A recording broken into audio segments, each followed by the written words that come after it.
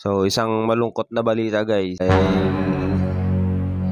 Para alam nyo at updated kayo sa mga nangyayari dito sa vlog natin guys. Ikakwento ko sa inyo guys kung ano yung dahilan kung bakit natin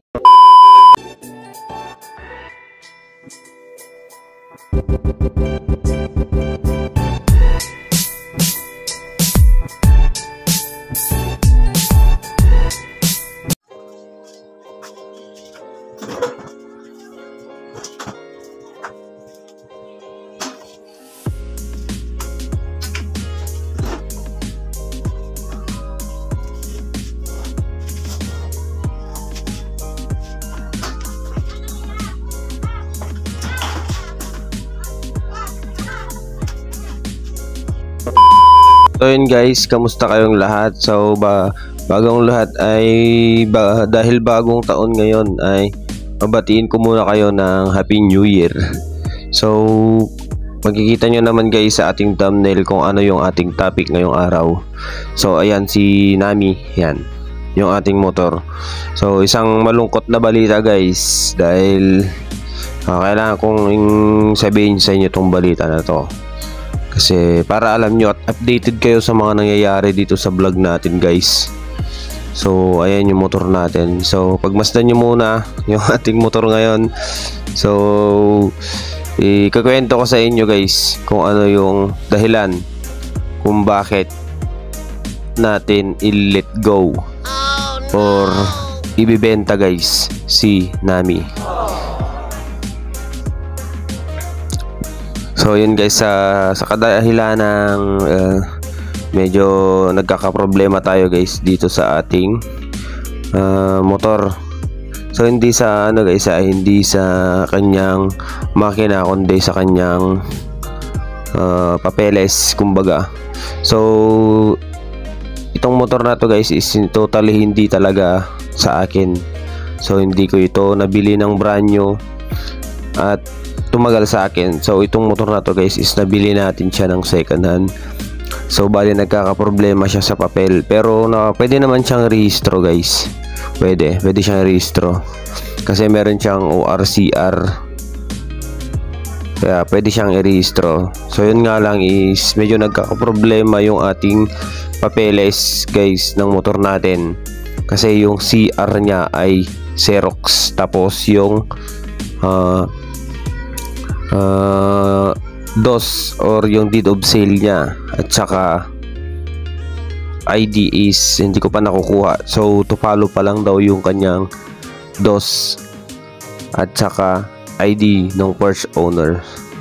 So ngayon guys ay napag-isip-isip ko na ibenta na lang itong motor na to dahil pinaplano ko din naman ng mag-upgrade ngayong taon.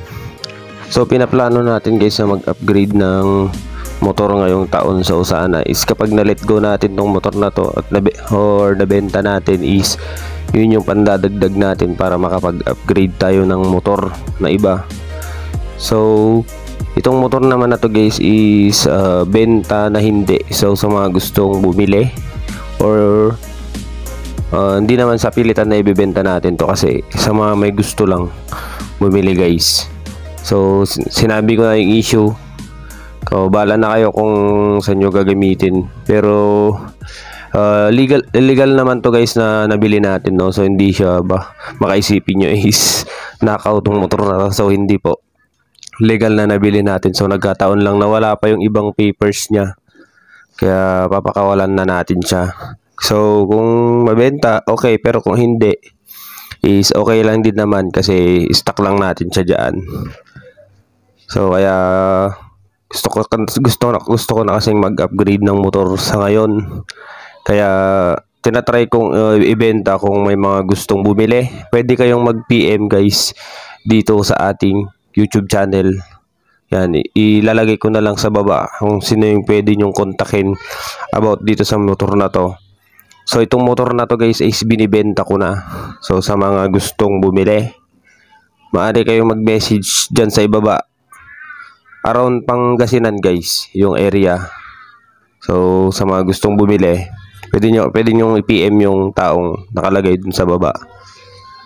So yun, Base sa sinabi ko kanina is gusto ko nang mag-upgrade guys ng motor, kaya i-let go ko na to or i-stock ko muna kung hindi siya mabenta. So yun lang, gusto ko lang i-update sa inyo yun. So bali kompleto naman to guys, kompleto yung OR nya, pero yung CR is Xerox, tsaka yung ID tsaka deed of sale is to follow pa lang. Pero may plate number yan guys, meron. So yan yung looks ng motor, pero hindi kasama yung ano guys, itong upuan dahil hindi yan sa atin. So bali ang upuan nilalagyan natin dyan is yung racing seat natin. So pagdating sa makina guys is walang problema yan, kasi nakita nyo naman sa mga vlog ko, walang problema yung makina nyan, pati pang gilid wala. Alaga din to sa change oil guys. So minsan hindi ko pa pinapaabot sa 1,000 nag-change oil na ako kasi inaalagaan ko yung motor. So nakita nyo naman kung gaano tayo kaalaga sa motor, no. So ayun lang.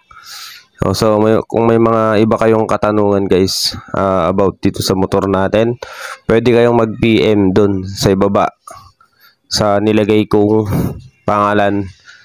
Pwede nyo siyang kontakin about dito, pwede nyo itanong. Yan.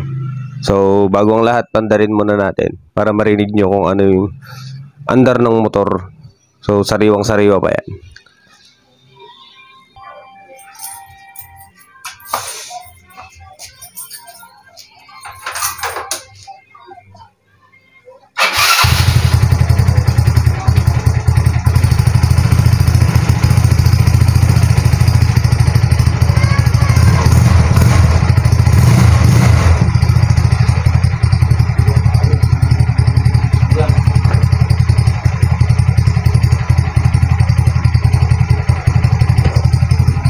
So yun guys, nakita nyo naman, no, one click yung ating motor. So walang ka-issue sa makina yan dahil di naman siya masyadong nagagamit ngayon.